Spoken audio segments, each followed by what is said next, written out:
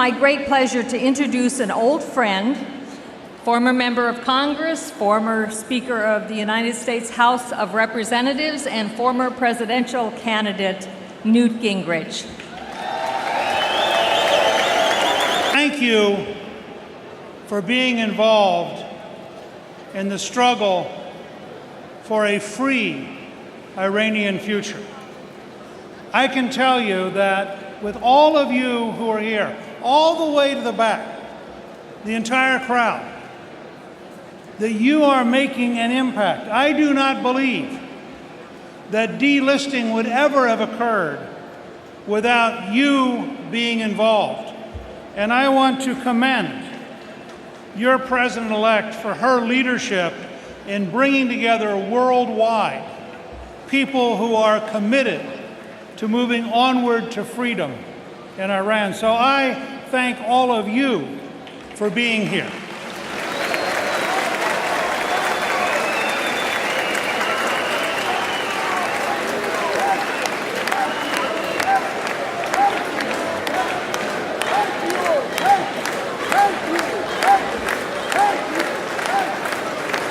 Remember that what you're witnessing today is historic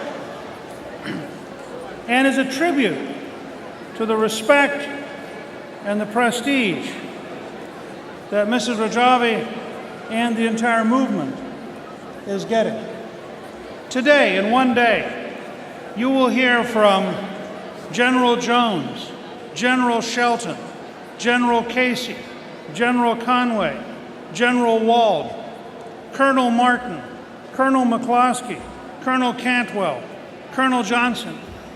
5 generals and 4 colonels come to say that your cause is just and right.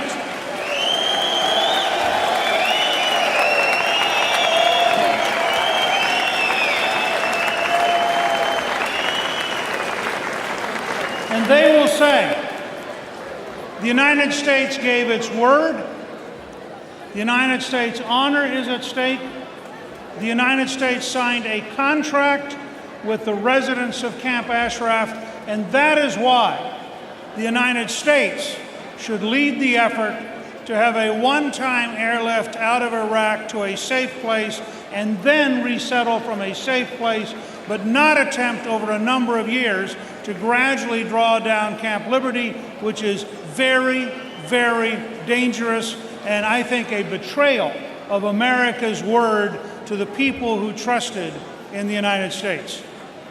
And you have tremendous military leadership supporting your right to demand that. Beyond the immediate challenge of Camp Liberty, I want to suggest to you that the election of Hassan Rouhani is the perfect trap for the dictatorship. They have sold him as a moderate. Now, he will prove once and for all that it is impossible to be a moderate within the dictatorship. First of all, 680 people applied to run for president. 672 were blocked. Only the 8 acceptable to the dictatorship were allowed to run. This is a man, Rouhani, who made his career lying to the Europeans and the Americans and publicly boasted about it. He said his job was to drive a wedge between the United States and Europe. And notice that immediately after the election, as all of the elite media talked about this moderate, the Iranian dictatorship announced it was sending 4,000 troops to Syria. Hardly a moderate act. The fact is, it is impossible to have a dictatorship like this voluntarily move to moderation. In the next few months, they will prove that. They will do nothing which shows up a real opening. They will do nothing that provides liberty. They will do nothing to openly negotiate. They will simply smile. The difference between Ahmadinejad and Rouhani is simple. With Ahmadinejad, you had a dictatorship that growled. With Rouhani, you have a dictatorship that smiles, but it is still a dictatorship.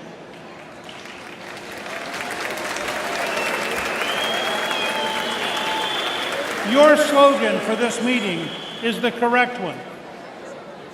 Onward to freedom. The only way to move onward to freedom is to have a genuinely open election in which anyone could run, including Mrs. Rajavi. And then let's see who the Iranian people pick when they have a genuinely open election.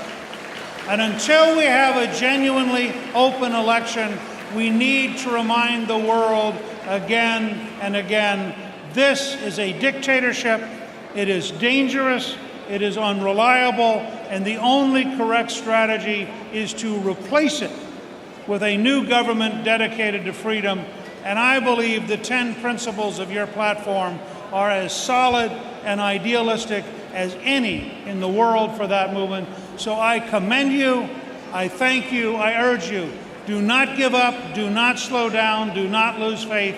We will see in your lifetime a free Iran. Thank you and God bless you.